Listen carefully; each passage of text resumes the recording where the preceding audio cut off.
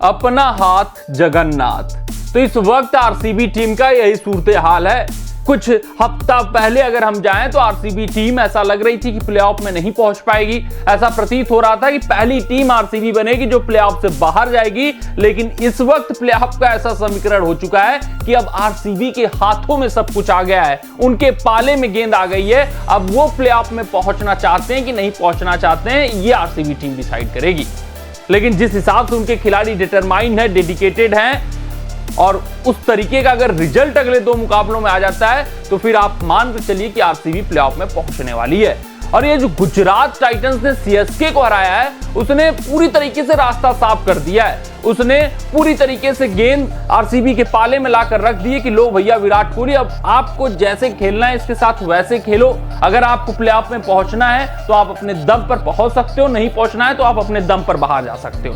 आप भी सोच रहे होंगे कि गुजरात अगर सीएसके को मुकाबला हराई है तो गुजरात भी तो प्लेऑफ में पहुंच सकती है, वो भी तो अपनी उम्मीद जगाए हुए है। तो आपको समझाते हैं कि कैसे आरसीबी के पाले में पूरी गेंद है, कैसे वो अब प्लेऑफ में अपने बूते पर पहुंच सकते हैं और सीएसके को बाहर कर सकते हैं, गुजरात को बाहर कर सकते हैं, डीसी को बाहर कर सकते हैं और लखनऊ सुपर जायंट्स को बाहर कर सकते हैं। पूरा प्लेऑफ का गणित आपको समझाने वाले हैं और ये भी बताएंगे कि प्लेऑफ में कौन कौन सी टॉप 4 टीमें अब पहुंचने वाली हैं। तो ज्यादा आपका समय नहीं लेते हैं, लेकिन वीडियो में ये सारे समीकरण, ये सारे गणित समझने से पहले आरसीबी की टीम में कैसे अब पूरी की पूरी गेंद है, कैसे उनके पाले में है और भैया वो कैसे अपने दम पर प्लेऑफ में पहुंच सकते हैं, ये गणित समझने से पहले आप सभी व्यूअर्स से यही आग्रह, यही अनुरोध है कि अगर आपको हमारे अपडेट्स पसंद आते हो तो वीडियो को लाइक, चैनल को सब्सक्राइब, हाँ फेसबुक पेज पे अगर आप वीडियो देख रहे हो तो फेसबुक पेज को भी फॉलो अवश्य कर दीजिएगा। सबसे पहले पॉइंट्स टेबल पर नजर डाल लेते हैं। ये आपकी स्क्रीन पर है। टॉप 5 टीमें हैं। पहले पे केकेआर, दूसरे पे आरआर, तीसरे पे एसआरएच, चौथे पे सीएसके, 5वें पे डीसी।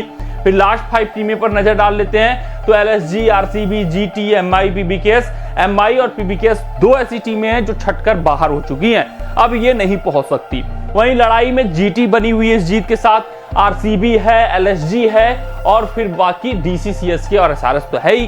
तो देखते हैं कि भैया कैसे अब चीजें आरसीबी के फेवर में आ चुकी हैं, आरसीबी के हाथ में कैसे सब कुछ आ चुका है। अब आरसीबी को बहुत दिमाग, बहुत तिकड़म लगाने की जरूरत नहीं है।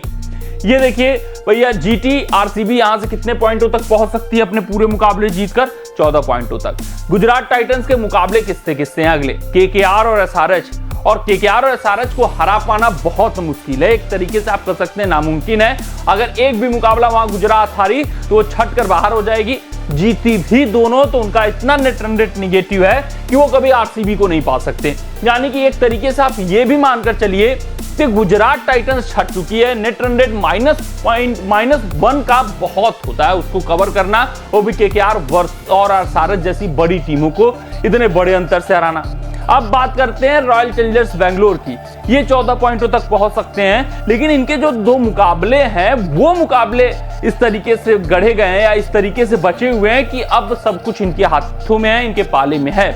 एक मुकाबला चेन्नई सुपर किंग्स से, और चेन्नई सुपर किंग्स को वहां पर अगर वो मात देते हैं तो फिर चेन्नई अगला मुकाबला अपना जीत भी जाती है तो वो 14 पर रुक जाएंगे। और चेन्नई का जो अगला मुकाबला है आरसीबी के अलावा दूसरा, वो राजस्थान रॉयल्स से, यानी कि वो भी कड़ा मुकाबला है, टक्कर वाला है। तो फिर यहां पर आरसीबी सीएसके को हराती है और फिर सीएसके आखिरी जीत भी जाती है तो फिर आरसीबी भैया 14 पॉइंटों तक अगर पहुंचती है तो वहां पर सीएसके वर्सेस आरसीबी का नेट रन रेट का मामला होगा। तो आरसीबी को यह सुनिश्चित बस करना है कि बड़े अंतर से सीएसके को हराना है। अगर ऐसा वो कर ले जाते हैं, सक्षम हो जाते हैं, तो फिर सीएसके उनके आगे से हट जाएगा। चाहे अपना आखिरी मुकाबला जीते चाहे ना जीते, उनसे कोई फर्क नहीं पड़ता, उनसे कोई मतलब नहीं है। दूसरा उनका मुकाबला है दिल्ली कैपिटल्स से, ये भी लड़ाई में है और दिल्ली कैपिटल्स को अगर ये मात दे देते हैं तो दिल्ली कैपिटल्स का नेट रन रेट इनसे खराब है, जिस कारण से आरसीबी को बड़े अंतर से भी नहीं हराना है, दिल्ली को बस हराना है। फिर डीसी भी इनसे पीछे हो जाएगी क्योंकि अगला अपना अंतिम मुकाबला दिल्ली कैपिटल्स जीत भी जाती है तो 14 पॉइंटों तक पहुंचेंगे। और फिर डीसी वर्सेज एलएसजी का एक मुकाबला है और वहां पर अगर एलएसजी को मात मिलती है, और आपको पता है कि एलएसजी इस वक्त काफी डमाडोल इनकी स्थिति है, कैंप में काफी हलचल सा मचा हुआ है। ये भी पता चल रहा है कि लखनऊ के कप्तान ही छोड़ सकते हैं केएल राहुल। तो आप ये भी मानकर चलिए कि लखनऊ भी अपने 2 के दोनों मुकाबले जीत जाए, बहुत मुश्किल होने वाला है। एक भी मुकाबला हारी तो फिर वो पीछे हो जाएंगे। तो सब कुछ अब आरसीबी के हाथों में है, आरसीबी के खेमे में आ चुका है। आरसीबी को पहुंचना है तो उनको सीएसके को हराना होगा। बस ये इंश्योर करना है कि बड़े अंतर से हरा दें और फिर डीसी के खिलाफ भी वो जीत जाते हैं, क्योंकि दोनों मुकाबले जीतने हैं तो डीसी पीछे हो जाएगी, यानी चौथी टीम आरसीबी पहुंच जाएगी। वहीं टॉप 3 टीमों की बात करें जो 14 पे पहले से हैं, एसआरएच, आरआर, केकेआर, इनको कोई समस्या नहीं होने वाली है। एसआरएच को बस इतना इंश्योर करना है कि बड़े अंतर से ना हारें, क्योंकि +0.406 का नेट रन रेट बहुत होता है पहुंचने के लिए।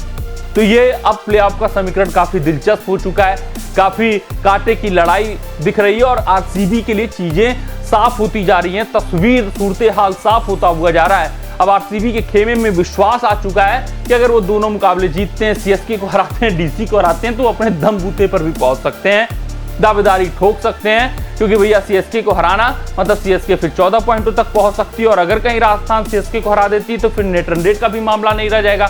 डीसी को हराना मतलब डीसी से नेट रन रेट का इनका टक्कर नहीं है, बस डीसी को हराना है। फिर ये देखना होगा कि लखनऊ सुपर जायंट्स का क्या सूरत हाल है, और लखनऊ अब यहां से 2 मुकाबले जीत जाए अपने आप में एक आश्चर्यजनक बात है। तो आप मानकर चलिए कि सब कुछ अब आरसीबी के खेमे में है, आरसीबी के पाले में है। देखना दिलचस्प रहेगा कि आरसीबी के लड़ाके अगले 2 मुकाबलों में कैसा खेल दिखाते हैं। कमेंट सेक्शन में कमेंट जरूर डाल दीजिएगा कि ये भैया आरसीबी टीम प्लेऑफ में पहुंच सकती है या नहीं पहुंच सकती है। मिलते हैं अगली रिपोर्ट में, तब तक आप अपना ध्यान दें, सुरक्षित रहें, स्वस्थ रहें, मस्त रहें। जय हिंद, जय भारत। अगर ये वीडियो आपको पसंद आया हो तो इसे लाइक और शेयर करें और क्रिकेट से जुड़ी अन्य जानकारियों के लिए हमारे चैनल को सब्सक्राइब करना ना भूलें।